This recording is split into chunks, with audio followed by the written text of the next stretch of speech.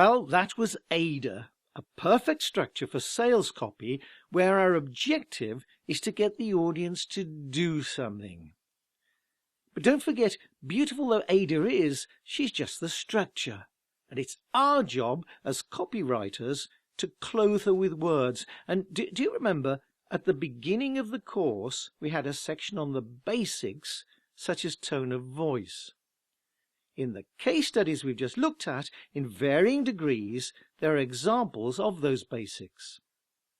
As a quick exercise, I'm going to ask you in a moment to pause this video, and I'd like you to write down which of those sales copy basics you can spot in our AIDA examples. It's important to write them down, otherwise when I show you the basics, it's easy to think, yeah, I knew that, but did you? Okay, pause the video now and write down which basics you can spot. Well, I even pointed out one of the basics when we described the B2B campaign. The use of emotion, even when talking to cold fish accountants. We used emotion to develop interest and desire. We used fear they'd overlooked something. Laziness. We saved them the hassle of creating their own software strategy. The need for self-esteem, an opportunity to shine in front of their peers.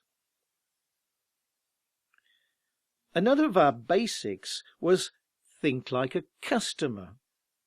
In other words, don't describe what you're selling so much as what it means to them. The advert didn't headline a hearing aid, it headlined being able to hear clearly again. In our B2B example, we didn't focus on an accounting software package. Instead, we focused on making life easier for the accountant to select the right solution.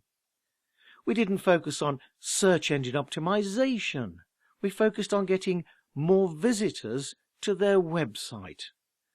Bottom line, we weren't talking about features, we were talking about benefits. Did you notice that we always spoke to an individual? Rather than sufferers can hear conversation as clear as a bell, it was you will hear as clear as a bell. Rather than readers could develop their own software strategy, it was you could develop your own software strategy. You'll be amazed how suddenly you can pick up people's voices. In the e-shot, we got readers to personalize the benefits for themselves by imagining them, painting a scene in their own mind. What could you do with 1,000 visitors to your own website every single day? And finally, did you notice how the tone of voice in each case was incredibly conversational, even friendly, not written English? We used everyday phrases and everyday sentence structures that would be completely inappropriate in, say, a scientific paper. We wrote our copy in the same way that we'd speak to a friend in the pub. Now that's the way AIDA likes to be dressed.